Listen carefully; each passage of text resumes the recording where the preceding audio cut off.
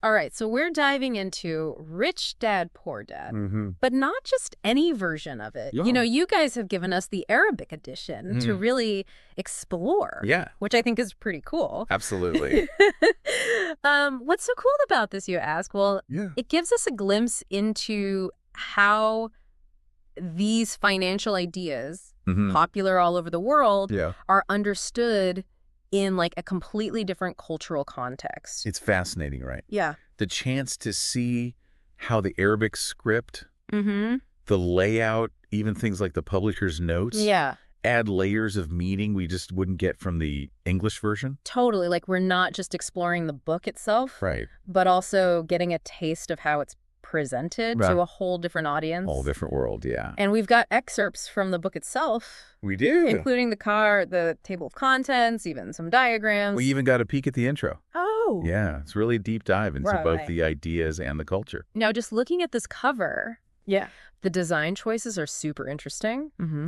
You've got the bold Arabic script for the title Right. set against this like deep purple background. Oh, yeah. It feels classic, It does. but also really grabs your attention. And that tagline underneath, Oh, yeah. if you were to translate it, it says, Okay. "What the rich teach their children about money, that the poor and middle class do not." Wow. It's a very direct, It is. bold, almost like a promise of insider knowledge. It definitely makes you want to keep reading. For sure. And there's this exclusive mark on the cover, too, Right. which I think tells us a bit more about who this edition is for. Absolutely. It was published in partnership with Jarir Bookstore, Oh, Interest. which is like I didn't know. the biggest bookstore chain in the Middle East. Wow. So it seems like this edition was specifically made Mm-hmm. for distribution through Jarir, Okay. which tells us they're aiming for a pretty big audience Yeah. within the Arabic-speaking world. That adds a whole other layer to think about. It does, right? Yeah. No, even though I can't read the Arabic script, Sure. I have to say it's beautiful just to look at, Mm-hmm. the way it flows on the page. I agree. It's almost like an art form itself. Calligraphy is deeply respected in Arabic culture, Oh, that's cool. and you can see that reflected here. Yeah, Even the practical text right. has an aesthetic element to it. Totally. Yeah. So let's walk through the table of contents just to give you a feel for the book's structure. Right. We'll translate the chapter titles for you. Great. Chapter 1, as you might expect, is Rich Dad, Poor Dad, Makes sense. setting up the contrast between the two perspectives on money. Right. Then Chapter 2 jumps right into Okay. Lesson 1, The Rich Don't Work for Money. Oh, that's interesting. Right, A pretty provocative statement. it is. Then we have Why Teach Financial Literacy, Mind Your Own Business, All right. The Class. History of Taxes, Yeah. and the Power of Corporations. The rich invent money. Interest work to learn. Don't work for money. Ah. And finally, Overcoming Fear. Overcoming fear. Yeah, that one really stood out to me. Why do you think so? I don't know. I just think, like, Yeah. what do you think? Could that chapter have a different weight to it Mm. in this cultural context? Certainly possible. Right, Fear, no matter where you are, right. can stop you from achieving financial success. Totally. It can keep you from taking risks Mm-hmm. or even just thinking differently about money. Right. But in a culture where financial decisions Yeah. are often tied to family Mm-hmm. or community expectations, Right. that fear might be amplified. That's such a good point. Yeah. It's like the pressure to conform could make it even harder Mm-hmm. to break away and pursue those rich dad principles. Right. And to kind of like step outside the box and do your own thing. Exactly. Yeah. It makes you wonder how that tension plays out for readers. It's definitely something to ponder.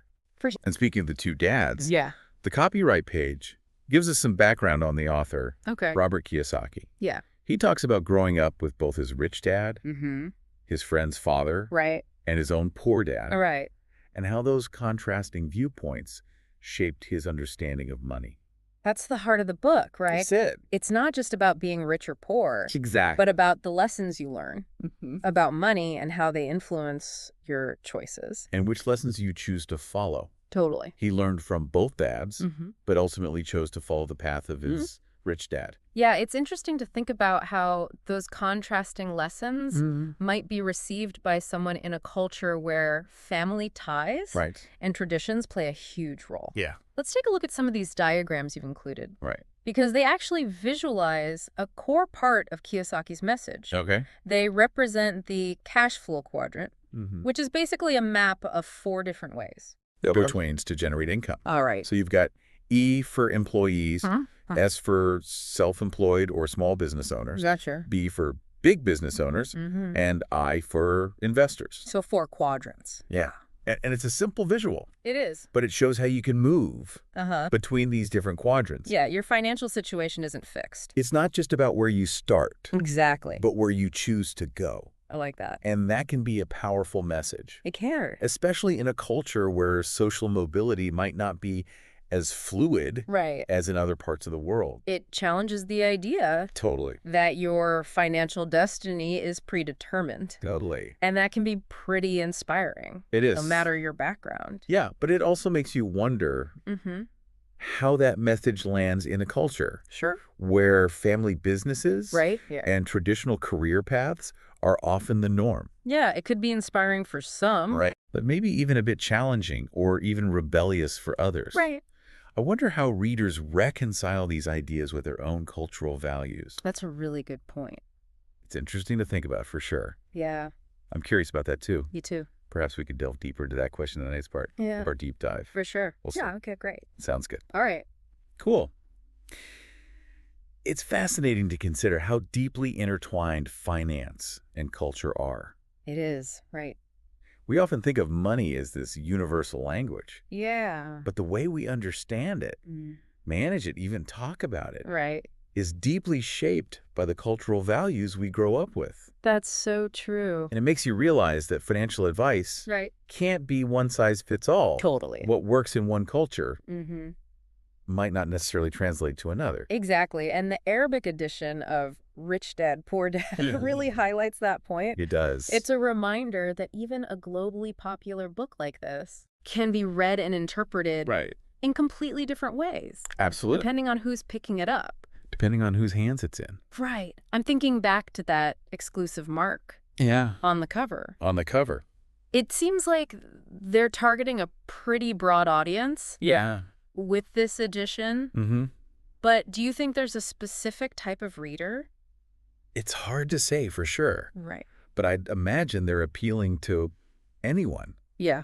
who's interested in taking control of their financial future. Okay. That could be young professionals just starting out, Mm-hmm. entrepreneurs looking to build their businesses, Right. or even older adults thinking about retirement planning. Yeah, those are universal themes They are. that resonate across cultures. For sure. But even within those broad categories, Mm-hmm. there are bound to be Right. cultural nuances that Exactly. influence how people approach those goals. Absolutely. For Yeah. example, Yeah. the book emphasizes individual initiative Mm. and taking risks to achieve financial success. Yeah. But in a culture that values family unity Mm-hmm. and collective decision-making, Right. those ideas might need to be adapted or even reinterpreted.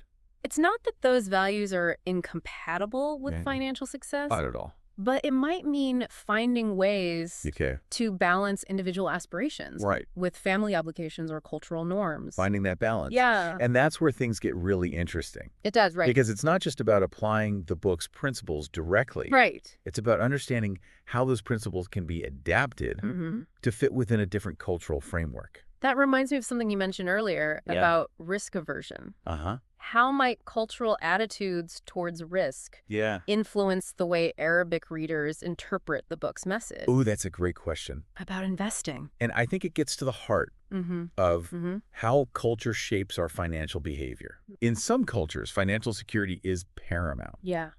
and taking risks, Mm-hmm. even calculated ones, Right. can be seen as reckless or even disrespectful Wow. to family traditions. So while the book encourages readers to embrace risk-taking Mm-hmm. as a path to wealth, Yeah. someone from a more risk-averse culture might prioritize stability Absolutely. and slow, steady growth over the Right. potential for quick returns. It's not that they wouldn't be open Right. to the idea of investing, Mm-hmm. but their approach might be more cautious, Yeah. focusing on preserving capital Right. and minimizing potential losses. It makes you realize there are so many different ways I agree. to define financial success. So many. What looks like a bold move Mm-hmm. in one culture might be considered irresponsible in another. And that's why it's so important Right. to approach financial advice with cultural sensitivity. Totally. It's not about imposing a single set of values or strategies. Right. It's about understanding the values and priorities Mm-hmm. of the audience you're speaking to. It's about meeting people where they are culturally speaking I like that. and helping them find financial paths Mm-hmm. that align with their own values and goals. Absolutely. And I think that's something Rich Dad, Poor Dad does well, Yeah. even if it's not always explicit. Right. The book encourages readers to think critically Mm-hmm. about their own beliefs, about money, Right. and to find what works for them. I'm curious, though, about the book's emphasis on entrepreneurship. Okay. Do you think that message resonates differently Mm-hmm. in a culture where family businesses Yes. are often passed down through generations? That's an excellent point. Yeah. In many Arabic-speaking countries, Mm-hmm. family businesses are a cornerstone of the economy. Right. And while there's certainly room for innovation Yeah. within those structures, Mm-hmm.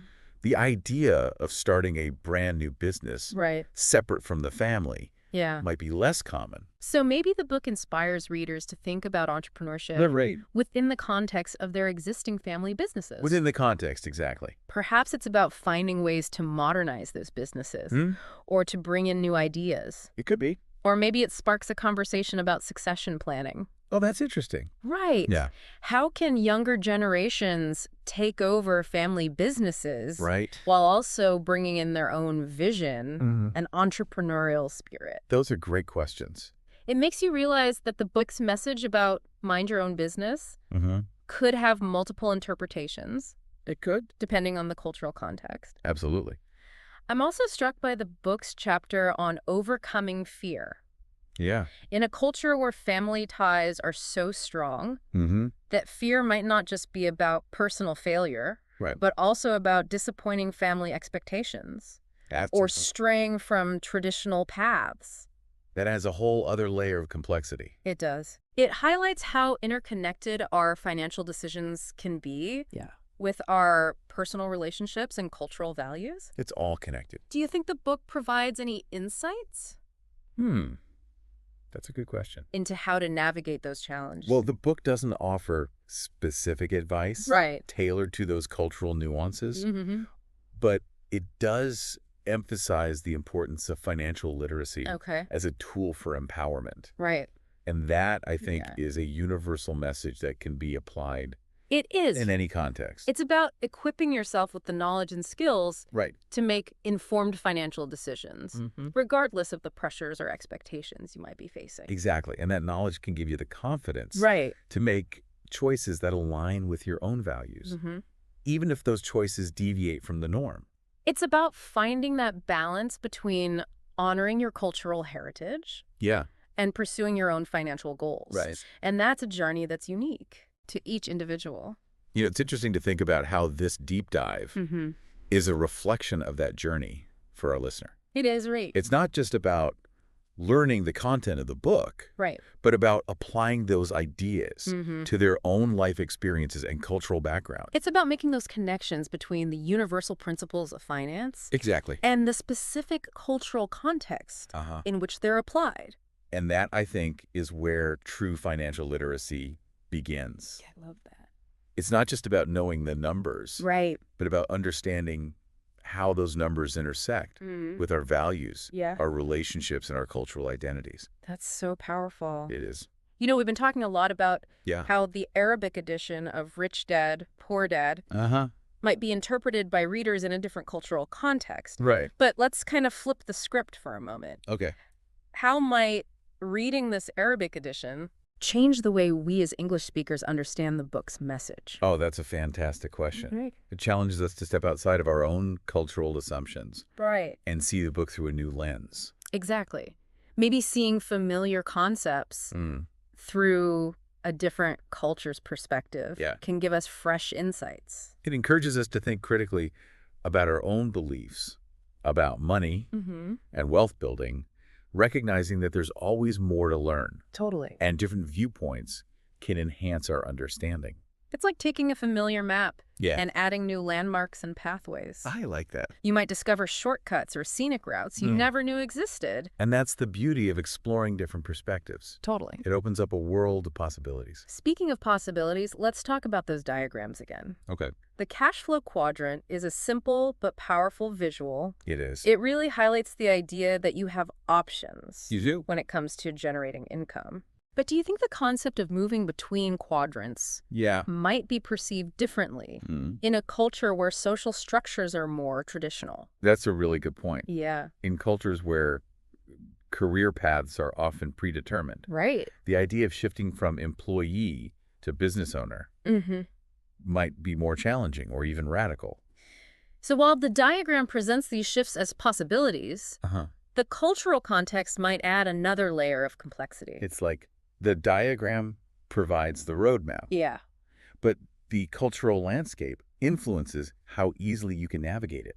And that makes you realize that financial freedom Mhm. isn't just about having the knowledge. It's not just about the knowledge. It's also about having the agency Right. to apply that knowledge Mm-hmm. within your own cultural context. In your own world, As your- your own cultural situation. This deep dive has really been an eye-opener for me. Yeah, me too. It's not just about summarizing a book, but about understanding how the book's message intersects with different cultural values and experiences. And that's what makes it so fascinating. Totally. It's a reminder that financial literacy isn't just about numbers. Right. It's about understanding people. It's about recognizing that everyone's journey to financial well-being is unique, Absolutely. and that cultural influences play a significant role. A huge role. And as we wrap up this deep dive, Yeah. I want to leave you with this thought. Okay, I'm all ears. Think about the financial decisions you make. Mm-hmm. How are those decisions influenced by the cultural values you've inherited or the social norms you've internalized? Such a great question. Right. Yeah, it challenges us to be more aware Totally. of the often unspoken influences Mhm. that shape our relationship with money. It encourages us to examine our assumptions Right. and to be more open to different approaches to financial well-being. Absolutely. Because ultimately, financial literacy is about empowering yourself. Yes. To make choices that align with your values and goals, Mm-hmm. regardless of where you come from or what path you choose to take. I love that. It's been a pleasure exploring this with you. Likewise. Until next time, Yes. keep diving deep and keep learning. Absolutely.